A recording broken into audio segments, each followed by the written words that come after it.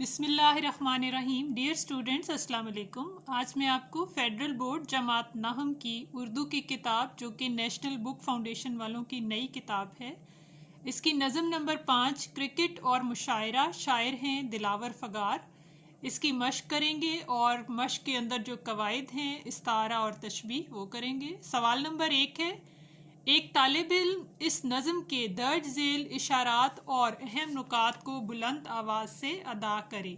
اس نظم میں دلاور فغار کے کرکٹ میچ اور مشاعرے کے دوران پیش آنے والی مختلف کیفیات کو مزاحیہ انداز سے مشابہت دیتے ہوئے بیان کیا ہے کہ کس طرح ایک کھلاڑی کی طرح ایک بے تکا شاعر عوام کو محظوظ اور لطف اندوز کرنے کا موقع بہم نہیں پہنچاتا، بلکہ اپنی ناقص کارکردگی سے انہیں بیزاری کا شکار کرتا ہے۔ کرکٹ میچ ہی کی مانند مشاعرے میں بھی شعراء کو مشکلات پیش آتی ہیں۔ شاعر ان سب معاملات کو ہلکے پھلکے مزاحیہ انداز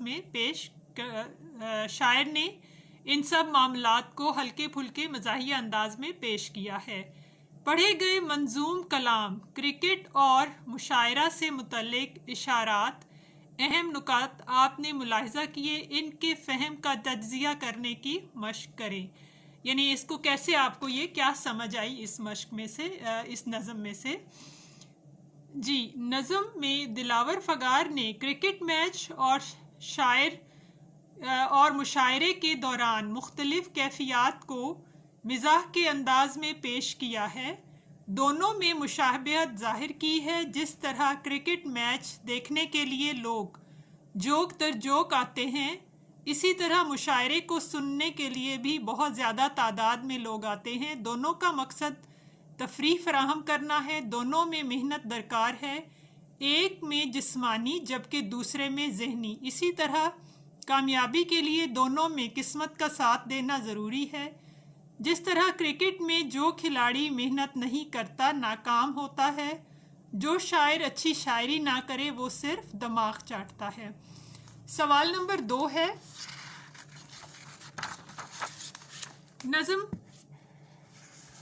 نظم کرکٹ اور مشاعرہ میں شاعر دلاور فغار کرکٹ کے کھیل اور مشاعرے کے درمیان مزاحیہ اور پرلطف انداز میں مماثلت اور یکسانیت پیدا کر کے تفریح مہیا کر رہے ہیں۔ کرکٹ میں جیسے کھلاڑی اور امپائر ہوتے ہیں، اسی طرح مشاعرے میں شاعر اور صدر نشین ہوتے ہیں۔ کرکٹ کھیلنے کے لیے جسمانی چستی اور ورزش کی ضرورت ہوتی ہے، جبکہ مشاعرے میں گلے کی محنت درکار ہوتی ہے۔ کچھ کھلاڑی جو ماہر نہیں ہوتے وقت گزارتے ہیں، اسی طرح کچھ شاعر صرف دماغ چاٹتے ہیں۔ یہ تھا سوال نمبر 2، جس میں کرکٹ اور مشاعرہ کا آپس میں موازنہ کیا گیا ہے۔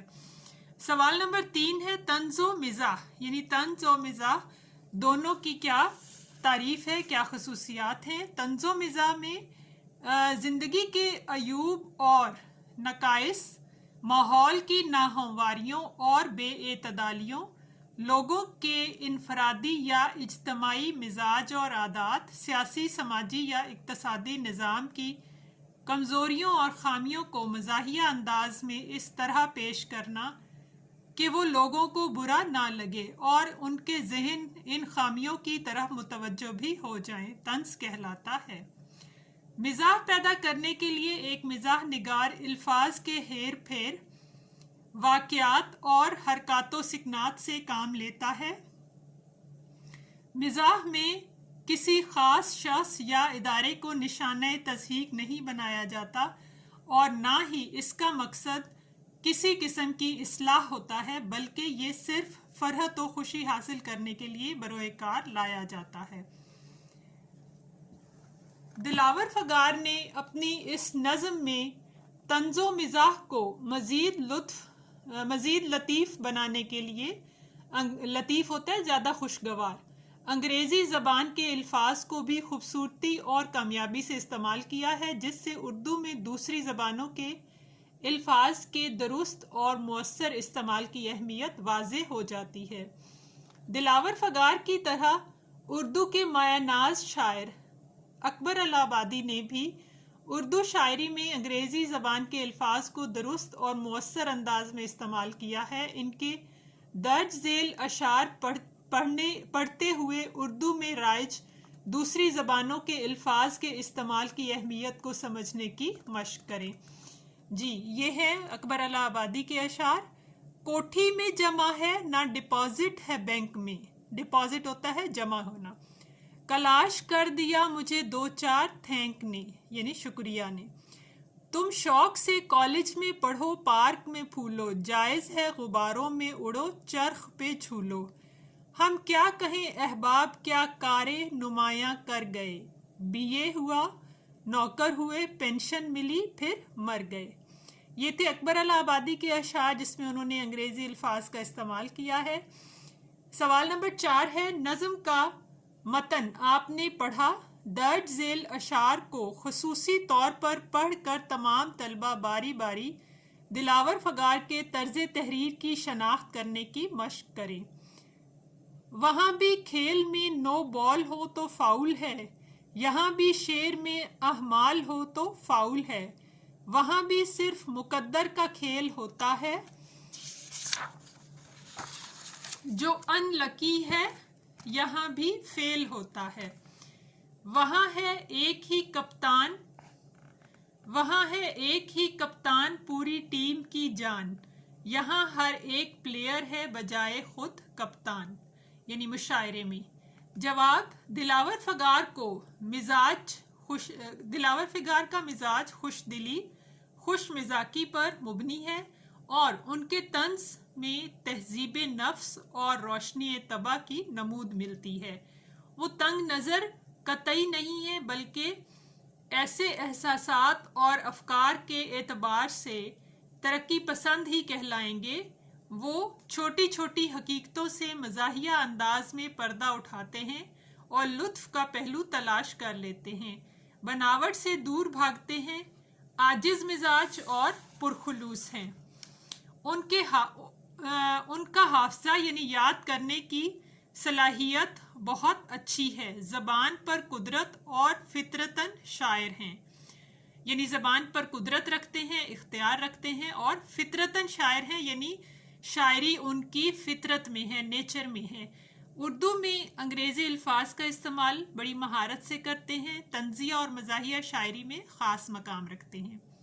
سوال نمبر 5، نظم کو طلبہ ڈرامائی انداز میں پیش کریں۔ یہ پریکٹیکل نوعیت کا ہے، ڈرامائی انداز میں پیش کرنا ہے۔ سوال نمبر 6 ہے، شاعر نے کرکٹ میچ اور مشاعرے کے حوالے سے اپنے خیالات کا اظہار کیا ہے۔ کرکٹ کا ایک ناکام کھلاڑی اور ایک بے تکے شاعر کے متعلق اپنی رائے دیں۔ کرکٹ کے کھیل میں جو لوگ اناڑی ہوتے ہیں، کھیل میں مہارت حاصل نہیں کرتے، اپنے آپ کو تیار نہیں کرتے، وہ کوئی نمایاں کارکردگی نہیں دکھا سکتے۔ اسی طرح مشاعرے میں کچھ شاعر بھی صرف لفاظی سے کام لیتے ہیں، بے تکی باتیں کرتے ہیں، یعنی ان کی شاعری بے مقصد ہوتی ہے اور اکتاہٹ کا سبب بنتی ہے۔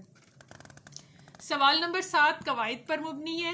اصناف سخن کے محاسن، استعارہ، تشبیہ اور ان کے ارکان۔ استعارہ اور ارکان استعارہ۔ استعارہ کے لفظی معنی ادھار لینے کے ہیں۔ علم بیان کی روح سے کوئی لفظ اصل کی بجائے مجازی معنوں میں استعمال ہو اور اس کے حقیقی اور مجازی معنوں کا تعلق تشبیہ کا ہو تو اسے استعارہ کہتے ہیں۔ تشبیہ میں جو بات مشبہ میں ہوتی ہے اس کا ذکر استعارہ میں نہیں ہوتا، لیکن استعارہ میں مشبہ بہ کو مشبہ مان لیا جائے۔ مثلاً ماں اپنے بچے کے لیے کہے، چاند سو رہا ہے، ایک روشن دماغ تھا نہ رہا، شہر میں ایک چراغ تھا نہ رہا۔ ارکان استعارہ۔ اب ان اوپر کی مثالوں کو ہم ارکان کے ذریعے سمجھیں گے۔ استعارہ کے 3 ارکان ہیں۔ مستعارلہ، جس کے لیے لفظ ادھار لیا جائے اس کا ذکر استعارے میں نہیں ہوتا۔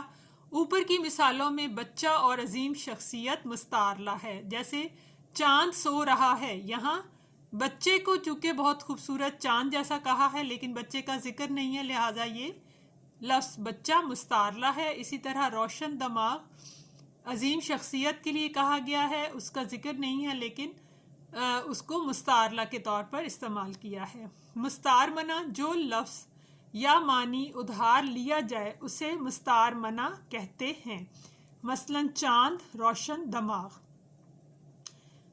وجہ جامعہ مشترک خوبی یا خامی وجہ جامعہ ہوتی ہے، مثلا خوبصورتی اور علم کی روشنی۔ جیسے اوپر کی مثالوں میں چاند کی بچے کی خوبصورتی کو چاند سے تشبیہ دی گئی ہے، اور روشن دماغ کو عظیم شخصیت کے علم کو روشن دماغ سے تشبیہ دی گئی ہے۔ تو یہ وجہ جامع ہے، خوبصورتی اور علم کی روشنی۔ یہ تھے ارکان استعارہ جو کہ 3 ہیں: مستعارلہ، مستعارمنہ، وجہ جامعہ۔ تشبیہ اور ارکان تشبیہ۔ تشبیہ کے لفظی معنی ایک چیز کو دوسری چیز کی مانند قرار دینا یا مثال دینا۔ علم بیان کی روح سے ایک چیز کو کسی مشترک خوبی کی بنا پر دوسری چیز کی مانند قرار دیا جائے جبکہ وہ خوبی دوسری چیز میں زیادہ پائی جاتی ہو، تشبیہ کہلاتا ہے۔ اسے تشبیہ کہتے ہیں۔ مثلا ہستی اپنی حباب کی سی ہے، یہ نمائش سراب کی سی ہے۔ بچہ چاند کی طرح خوبصورت ہے۔ پہلے شعر میں زندگی کی ناپائیداری، یعنی زندگی کسی بھی وقت ختم ہو سکتی ہے، اس کو بلبلے کی زندگی کی مانند مختصر قرار دیا گیا ہے اور بلبلے کی مختصر زندگی سے تشبیہ دی ہے۔ دوسرے جملے میں بچے کی خوبصورتی کو چاند سے تشبیہ دی ہے۔ ارکان تشبیہ 5 ہیں۔ نمبر 1 مشبہ، مشبہ بہ، حرف تشبیہ اور وجہ تشبیہ اور غرض تشبیہ۔ مشبہ، مشبہ بہ، حرف تشبیہ، وجہ تشبیہ اور غرض تشبیہ۔ یہ تھے سبق کرکٹ اور مشاعرہ کی مشق کے تمام سوالات۔ امید ہے آپ کو ویڈیو کی سمجھ آ گئی ہوگی۔ ویڈیو کو لائک کریں، شیئر کریں اور چینل کو سبسکرائب کر لیں تاکہ آپ آنے والی تمام ویڈیوز سے مستفید ہو سکیں۔ شکریہ۔